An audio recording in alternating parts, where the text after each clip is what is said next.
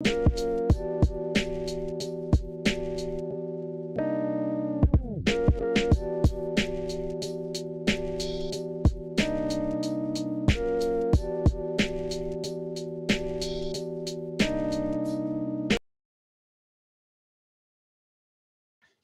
it going, everybody? This is Alex Caceres, and you're listening to Story of the Fight.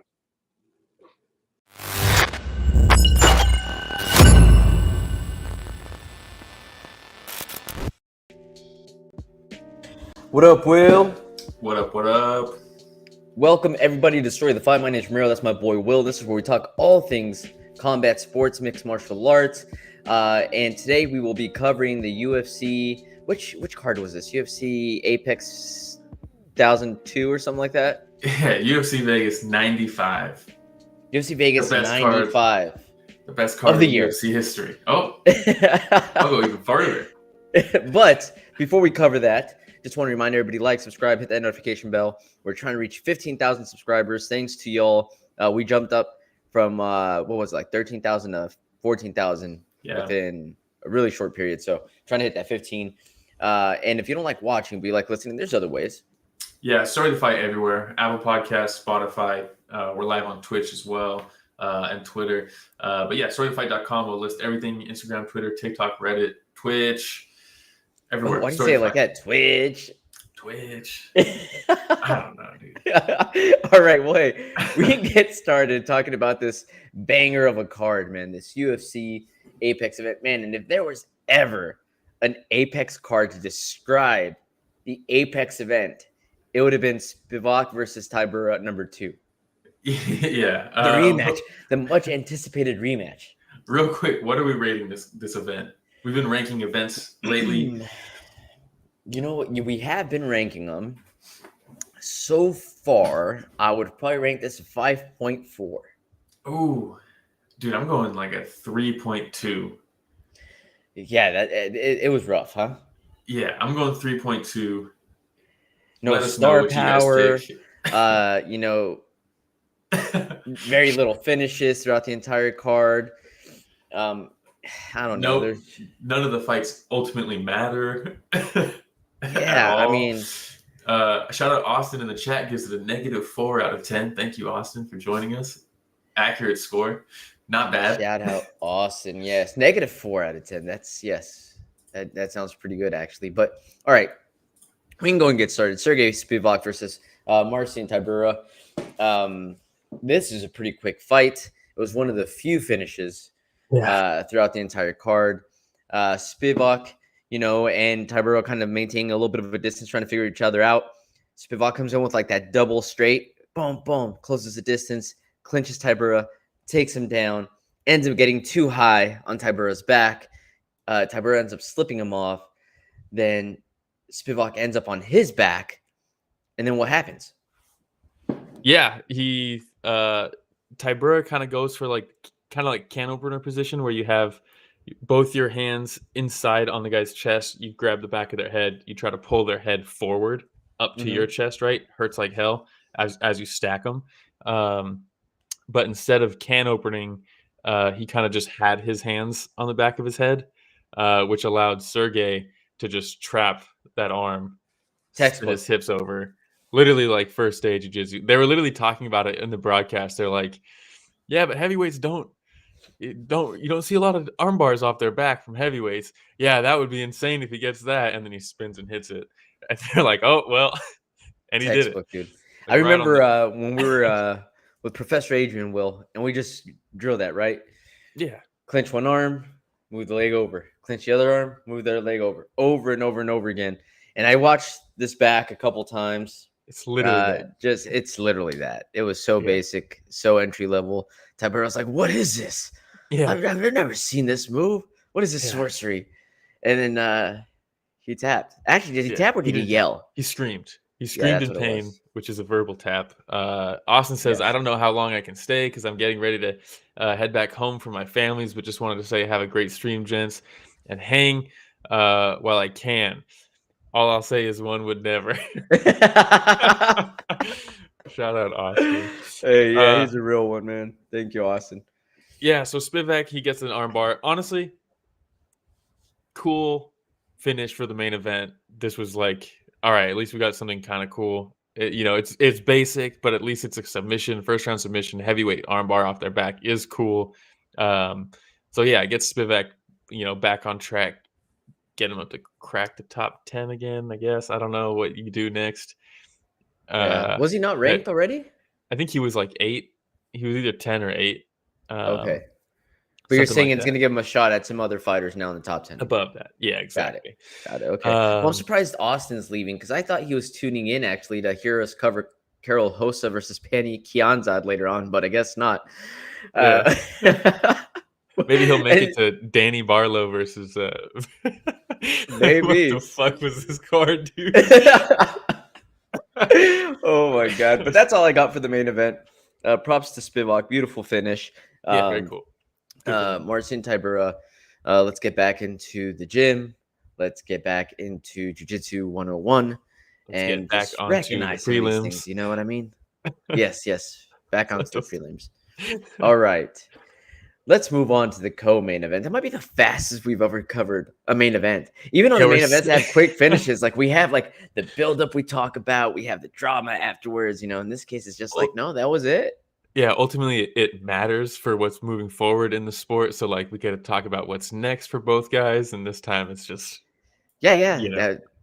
what's next for both guys? It's a lot of the same of what's been going on. You know what I mean? But we'll move on to the co-main event. We had Chepe Mariscal versus Damon Jackson. Him and his new hairline looking fantastic. Yeah, absolutely love it. There is hope for us balding men. So I love seeing Damon Jackson because of that. But Chepe Mariscal, this fight starts. Chepe is throwing everything into his punches. His first fight was the scale. He missed weight by like 3.5 pounds. Yes, he did. Which is not good. He also looked like death walking up to the scale. Yeah. I don't know what the hell was going on there. Like he could barely walk up those stairs. Yeah. 3.5 pounds isn't even close. So I don't know if he was sick or I haven't seen anything. Have you? I don't know. His face looked pretty sucked in. When they get that super dehydrated face, I don't know. You ever watch that movie Coco? No. He looked like one of those skeletons in that movie, that animated movie. It's a really good movie. You got to watch it. It's Disney movie? Pixar. I don't know. Disney, Pixar, maybe? I don't know. But it's pretty damn good. I'll pass. I'll take your word for it. But I'll pass. It's good. But yeah, so Chepe Mariscal comes out throwing everything in the kitchen sink, man. So much power behind every single shot that he's throwing. First round, he did a really good job of getting some dirty boxing into whenever they're in the clinch. I like the knees from Damon Jackson. The knees to the body. It's very good. Because that's one thing, right? We always talk about, there's two types of missing weight. It's one where they tried super hard and they couldn't do it, so they're fucked. Or there's the times where they barely tried and they have a massive advantage. And you don't really know which one you're getting. But if it is the one where they tried super hard, then punish the body. Go to the body early and dig deep. And that's what Damon Jackson, I think that's what he was trying to do because he threw so many knees to the body. And Chepe was like, I don't really give a fuck. I'm keep going forward, throwing you and hitting you hard. That left hook, dude. What Chepe did too was he had that wizard in with the left arm. And while he was holding, he was like, pat. Just throwing right hooks over and over again right to Damon Jackson. That first round was pretty sloppy. Yeah. And I was like, well, maybe that type of output you can't continue when you had a bad weight cut. It's going to be, and you took a bunch of knees to the body, and it was a crazy pace that first round. Maybe you can't continue that way. And it was. I think it was the other type of weight miss where it's just an advantage because it was Damon Jackson that slowed heavily down, and Chepe just kept coming. It got rough. He was an animal, man. Yeah, I mean the entire fight honestly was kind of sloppy. Just a lot of slipping and sliding off of each other, and there's the head clash that got him real bloody, right? Some nice elbows from Chepe that he tossed in the mix. And then at one point he had Jackson in this weird like crucifix while he was on Damon's back, and he did a really good job of just not unloading and hitting him in the back of his head. But he'd pick his shots, right? So he'd come in under that arm, then he'd come back over with the hammer fist, then he'd hit him once in the back of the head, and then he'd continue moving on to the. You get one every 3 or 4. Yeah, Every three yeah, or four. yeah. Austin says Mariscal landed so many shots to the back of the head is what bothered me about this fight, to be honest. He should have been given a hard warning because it was a lot. You get one hard warning, maybe 2 hard warnings, maybe 3 hard warnings before a point gets taken away. It's so funny because I mean that's to the point we've gotten now as fans. Like we're not like Yeah. take a point away. It's give them a hard warning because that's all they do for the most Yeah. part. It's just really hard Yeah. warning. Maybe the judges hear it and then that factors in when they get a hard warning. And shout Not out if it's Adelaide Ganskow. Bird. Yeah, Ganskow says weakest card in a while. Yeah, what do you rate it? I rated it a 3 point something. Who even cares? 3.8. You rated 3.8. I rated 5.4. All right. Bad card. Yes. One thing that Chepe did, which I've never seen, which was just like a big brother moment, was Damon was having a turtle I think I know what position you're like gonna this, say. but Chepe was kind of like standing behind him. Ganskow goes 3.5. Me and him are on the same page. Yeah. Chepe is standing over him from behind, and he's in turtle position. He literally reaches over with his left hand, grabs him like this over his face, pulls his head up, and then hits him with the right hook to drop him. That was back rough. down. That was rough, man. And honestly, you could argue this is one of those fights where like the corner maybe should have thrown a towel in because it was like there was enough pauses to stop to stop the ref from stopping the fight, but it was like, dude, he couldn't do anything. He was getting ragdolled. He's getting judo thrown. He's getting beat up. Like, do we really need to keep this going? Not really. You know? Yeah. And then going into this, you're wondering, I wonder if everything was all right with Chepe. But in reality, it's like, man, I wonder if everything was all right with Damon Jackson going into this because this didn't look like him. Well, I think he just made weight and he fought a guy who didn't.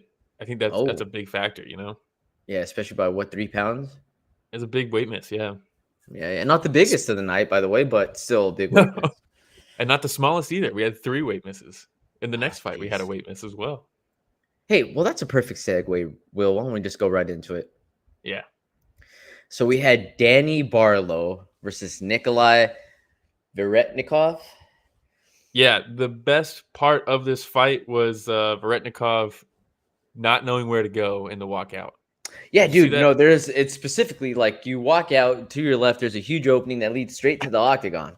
I don't understand where the confusion came from. Yeah, but he's like bumping into the railings. He looked like a Roomba, like hitting the wall, just trying to find its way out. You know what I mean? Dude, it was literally like it goes this way, and then they both turn this way. So there's a corner here, and he just walked up to that corner and was like, through this? And they were like, no, go this way. And he's like, he like tries to like open it to like the corner to try to walk by.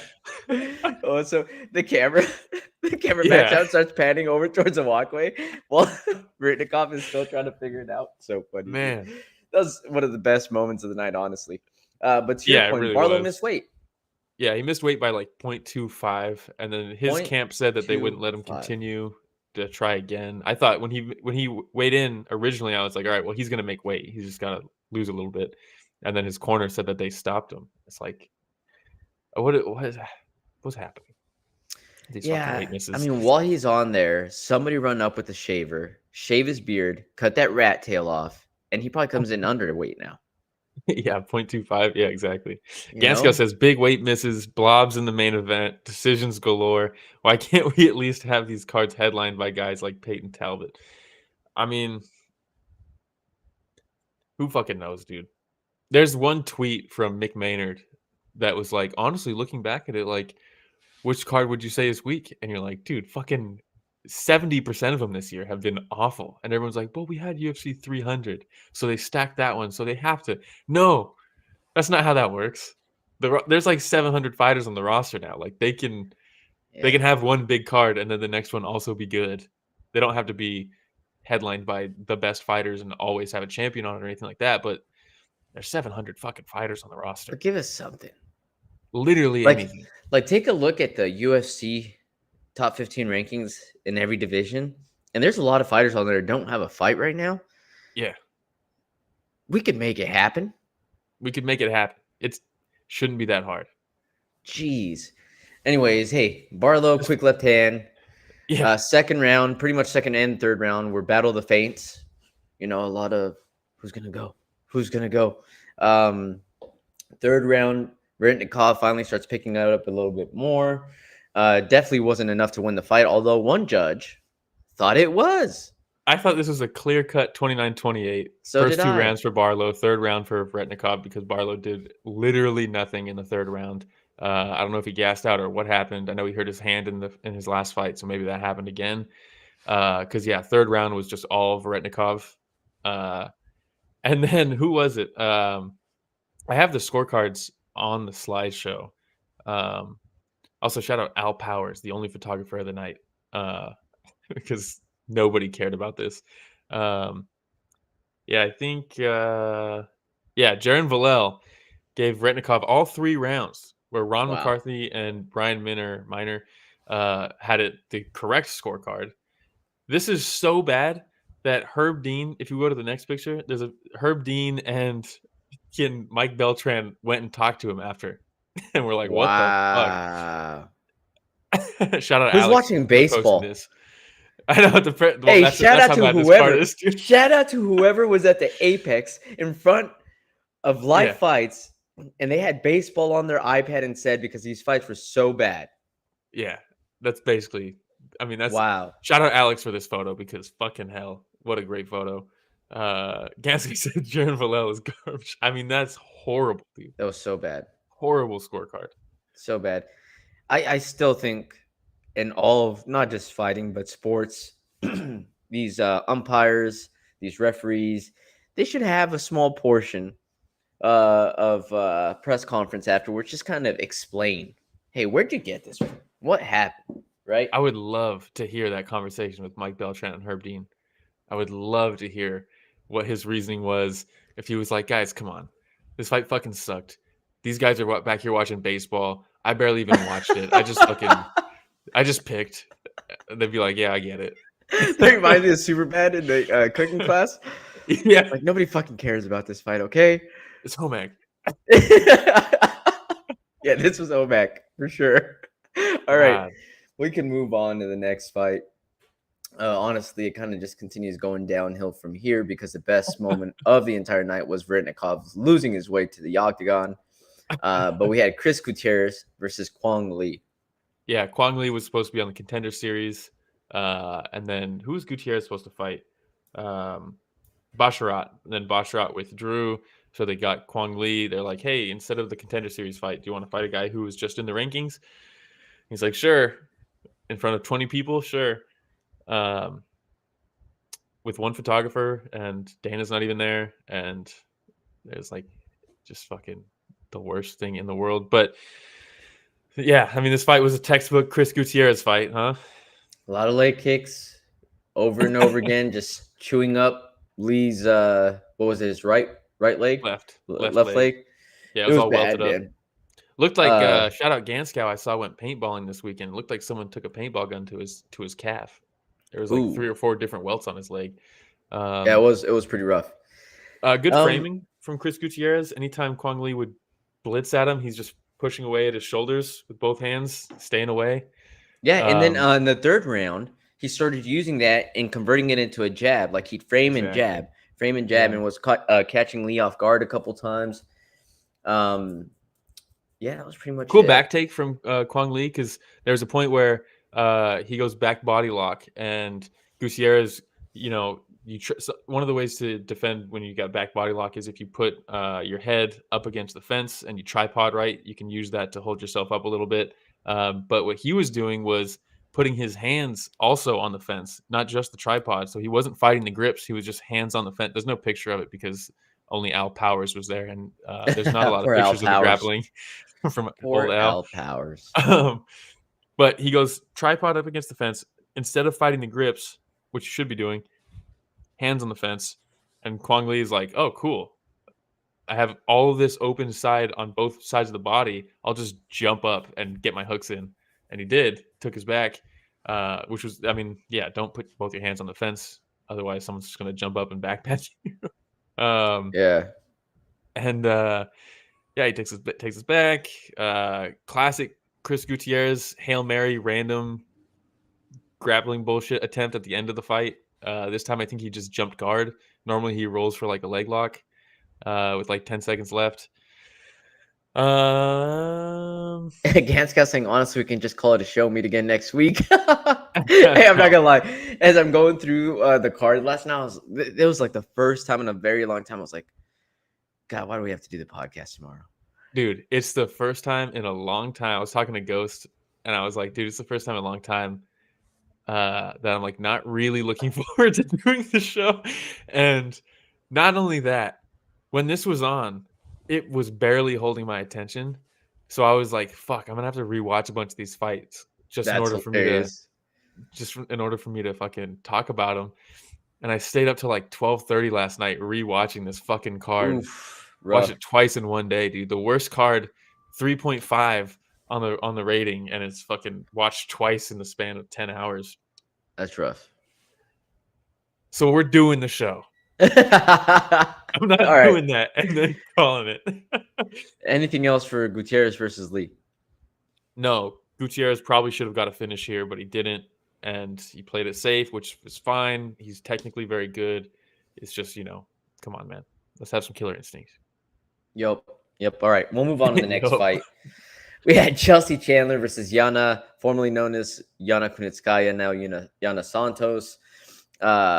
Chelsea missing weight by quite a bit. Yeah, this was the only photo, by the way, of the face-off that I could find. Oh my God. This is the only photo of the face-off on Getty Images. Shout out to Al Powers, again, the only fucking photographer there. I mean, if this doesn't summarize the event as a whole and how much care and effort went into it from the fighters, from the UFC for booking it, there was microphone cutouts. The last fight when he announces when Joe Martinez and the winner, Chris. You see his mouth still moving in the background, but there's nothing coming through.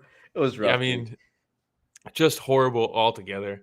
Chelsea Chandler missed weight by 5 pounds, I think, was it? 5 pounds. Yeah. And Yana coming in like Rich is saying Yana ripped. Jeez, absolutely. Shredded. She came in the best shape I've seen her in a long, long time. Not just that, her striking looked better. I actually really enjoyed what she did. So did I. It was one of the best performances of the entire night. The 1-2 coming in. No, it really was. The 1-2 coming in and finishing with the leg kick was beautiful. And then when she was southpaw, she'd go shifting cross the rear hand to end up in a position to throw the outside leg kick instead of finishing with the inside leg kick. The outside leg kick is better. Yeah. Mike Bisping said it earlier. It doesn't matter which one. They both hurt. And it's like, no, it does matter. Outside leg kicks are definitely more debilitating. They both can hurt, but you can do fight lasting damage with an outside leg kick that the inside doesn't quite do. Her neck muscle, look at her thighs. She must be spending a lot of time in Brazil with those Brazilian supplements. That's all I'm saying. She's in fantastic shape. Yeah, and you can see the leg in this photo from Chelsea Chandler that it's all chewed up. But very good footwork. I like the way she was darting in. She'd go southpaw. Whenever open stance, she'd throw the rear side body kick. The front kick barely landed a couple times. Barely stood still, always moving. Chelsea Chandler just walking her down the whole time, not really cutting off the cage, allowing her to circle. She would clinch up against the fence and then do nothing and then separate and then get lit up again. At the 10 seconds left, she clinched. Yana went double collar tie and she just starts machine gun body shots. And I was like, dude, where was that? That could have been your answer.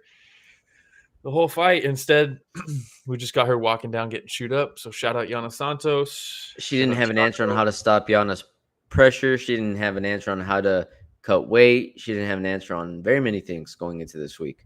But props to Yana Santos, man. Fantastic performance. And look, very good performance. Is this the toughest competition she's faced? No. But she did what she was supposed to.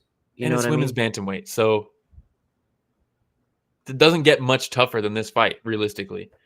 So, Let's see. She lost to Cyborg was her first fight. That was rough. That was a rough one. She beats Landsberg. She beats Renell. She loses to Aspen Ladd. She beats Stolyarenko. She beats Ketlin Vieira. Then she loses to Irene Aldana. Loses to Holly Holm. Loses to Carol Hossa. So she's back in the win column. Yana Santos. Yep. Good on her, man. Good on her. All right. Let's move on here. We're almost done. 25 minutes in, we're almost done with the episode. Yeah, we had Kazama versus Gregorio. That was my favorite fight of the night. Was it? Kazama is cool. Toshiomi. Gregorio. First round, Kazama just takes his back, grinds him out, threatens with some cool submission. You can tell his jiu-jitsu is fun. Just very active, looking for attacks and stuff. But yeah, he takes his back, wins the round. Round 2, there was a knee to the head of a grounded opponent, and they were like, "Oh no, this is gonna be not a rule anymore in November," so that's cool. Second round, Gregorio just runs at him, starts spamming punches, hits him with the left hook or left hand, maybe. Left hook. Yeah, this one here drops him, and then goes down into his guard and then beats the brakes off of him with elbows. There's no photos of the grappling, so everything from here on out is screenshots that I had to take. Yeah, big elbows dropping down on Kazama. And then you say, wait a second, what's happening here? Gregorio, did he gas out? Because he just goes head to chest and has the body lock for sure. Yeah, has the body lock behind the back of Kazama.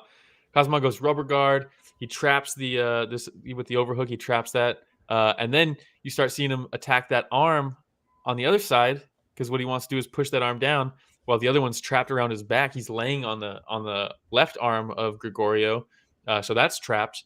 And then all he has to do is get his leg over Gregorio's right arm. So how's he going to do it? Well, Gregorio's just going to let him. He just lets him push his hands down, or his hand down, bring the leg over. He fixes the lock here. See, the arm's still trapped behind him. Cool setup. And then the next photo, you're like, all right, he locked up the triangle. Now he has to get that arm from behind his back and get it across. How's he going to do that? Well, he's just going to hip up, create some space, grab it, and then move it across while Gregorio just sits there in the triangle and does nothing. You would have thought that his arm was broken with how easy it was for Kazama to just move Gregorio's arm over. It was pretty much I don't know if he just completely gassed out trying to finish him with those elbows, and he was just like, whatever happens, happens. I'm here for it. I'm in the UFC, baby. And Kazama just slowly, literally, it was like drilling in front of the class with a partner that's like letting you do whatever you want. That's literally what happened. He's like, all right, first you trap this arm, and then this one you push it down, throw your leg over, and now you have to hip up to create some space to get this arm out from under you, move it across. And he was just like, all right, cool. I'll let this guy demonstrate this for the crowd. The 20 people in the crowd maybe wanted to learn how to do a triangle. And now they know. So here we are. Shout out to Kazama. Yeah. All right. We'll move on. We had Carol Hossa versus Pani Kianzad. Yeah, Carol Hossa. She's coming off. What was her last fight? Was it? It wasn't the Aldana fight, right? It was that Aldana fight.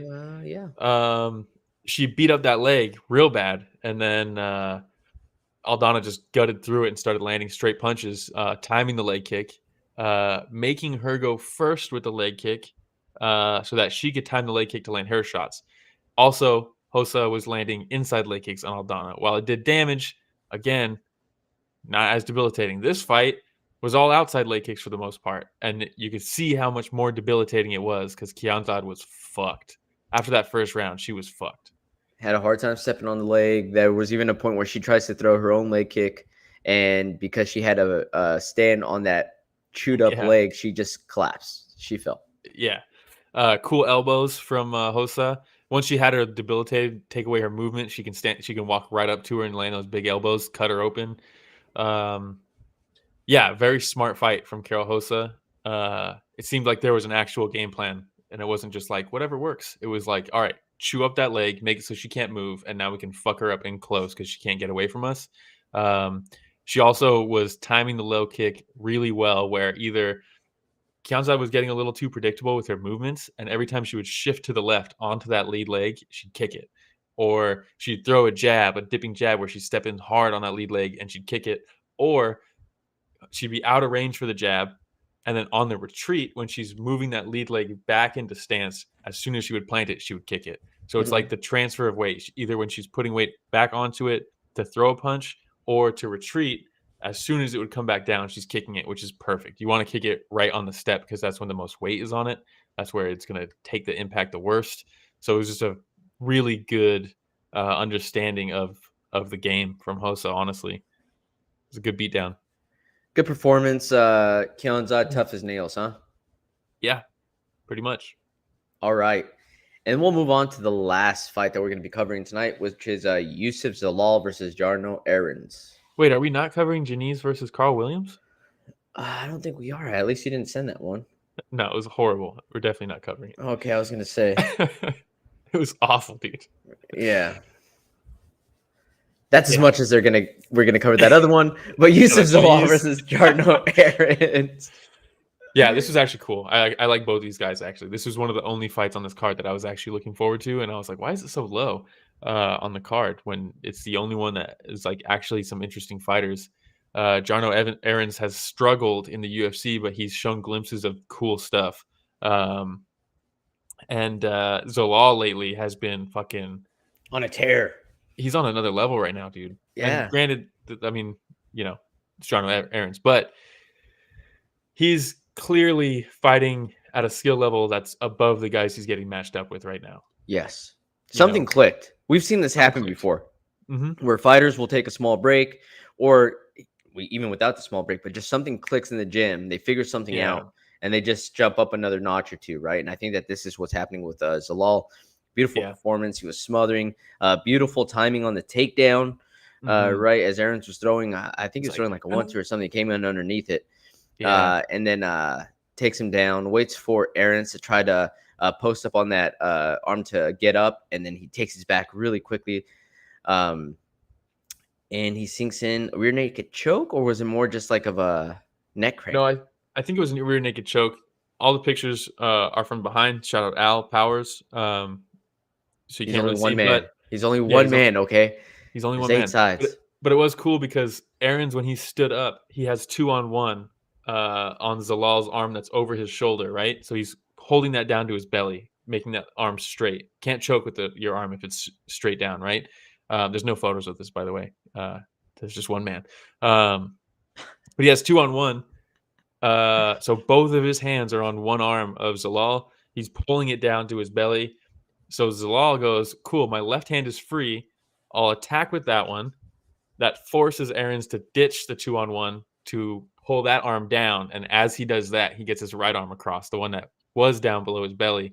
So it was just really cool attacks off the back to get the choke in. Switches to the gable grip and gets the tap. Austin saying, I actually missed this last fight. This was one of the good ones, actually, Austin. So one of the three good fights only in this card. Fights. But yeah, props to Zalal. He's actually really good on the mic too. I like him. He's very charismatic. He fights. He's exciting. He goes for the finish. How many times do you see guys get the backpack and then they just don't know what to do and they can't get a choke? That was very clear and methodical from Zalal to be able to attack and get the choke. You just don't see that very often. You see a lot of guys ride that backpack for the whole round instead, Yep. Absolutely. All right. Well, that's it. That's all we're going to be covering for that fight night. Do we have a moment of silence, Will? Yeah, we have a moment of silence. For the entire card because it did not show up. Holy smokes. Yeah. Alan Nascimento versus Jafel Filio. Danny Barlow was supposed to fight Eros Medic. That probably would have been better. Johnny Parsons way better fight. Versus Yusaku would have been actually very fun. I like Johnny Parsons. And then Basharat was supposed to fight Chris Gutierrez. So we didn't get that. So looking at this, even if all these fights happened, I think the card still would not have broken a 5 for me. Rough. Bonuses? Did anybody get bonuses? Yeah, we did. What did we get? I believe, Serghei Spivac got one for his heavyweight armbar, which is very cool. He deserves that. Kazama gets one for his triangle demonstration. Anybody got a finish? Yeah, the only 3 finishes of the card all got bonuses. Good for them. Good for them, huh? Yeah. All right. There we go. What are we covering next week? Yeah, next week is UFC 305. Shout out Big Marcel for posting these. Duplessis versus Adesanya. Kai Kara France versus Urseg, very good. Gamrot versus Hooker has potential to be horrible. Tuivasa versus Rosenstruck should be decent. The Leech is back versus Carlos Prates. That's a banger, dude. That's a great fight. Junior Tafa is back. Kuli Bao is back versus that's a good fight. Mm-hmm. Jack Jenkins is back against Herbert Burns. Hopefully Herbert Burns can do this. Got Nolan in You just there. skipped Nolan's O'Neal very good. versus Santos. How dare you? I did. Would have been a That's really good fight for last night's card, actually. Yeah, it really would have. Yeah, but this is actually a very good card. I like this card a lot. We also have I don't know if we're going to cover it. Maybe we'll do something separate depending on how much time we have. Because I think I'm not sure if we're going to be able to do a show for this one on Sunday. We might be able to. It's your boy's wedding anniversary next weekend. So we will cover this next week. And then also Craig Jones Invitational is this weekend. So that's going to be fucking awesome. Maybe we'll do a jiu-jitsu. It'll be the first jiu-jitsu coverage, but we'll see. Austin says, I'm stoked for next week. Really hoping Izzy beats the brakes off Captain Colonizer. It should be a good fight. I'm very curious to see how that one goes. Who do you got, by the way? I'm leaning Izzy. Yeah, me too. Maybe we should do a prediction. Maybe we should. Even if it's just a short, Rich says, classic Austin. I can't stay and then stays for the whole show. To be fair, we normally do an hour and we're 35 minutes right now. So you really made it halfway through. Ganska says, I'm ready to see that Gabby versus Craig match. If you haven't seen the press conference they did or the interview they did, Gabby Garcia and Craig Jones with Hanato doing the interview for them. Oh my God, dude. It's like 35 minutes long and it's so fucking funny. But that Craig Jones Invitational is crazy, dude. It is so stacked. I really cannot wait for that. Well, shout out to Ganscow. Shout out to Austin for being real ones here and joining us, even for this low-scoring card, talking fights, talking trash. It's always a lot of fun whenever folks join us live. If this is your first time tuning in, I'm sorry that you're tuning in for this specific card, but either way, like, subscribe. Hopefully we made it a little bit fun to talk about the card at least. And if you don't like watching, we like listening, there's other ways, right, Will? Yeah, it's at Story of the Fight everywhere. Instagram, Twitter, TikTok, Reddit. But if you want to listen, Spotify, Apple Podcasts, YouTube Podcasts, anywhere podcasts are found, Story of the Fight everywhere. Makes it real easy. There we go. Well, everybody might be wondering, like, hey, this episode, even though they covered a rough card, was still decent because of the production. Just so everybody knows, our producer, none other than Richard Bustos. All right, everybody. Thanks for listening to another week of Story of the Fight.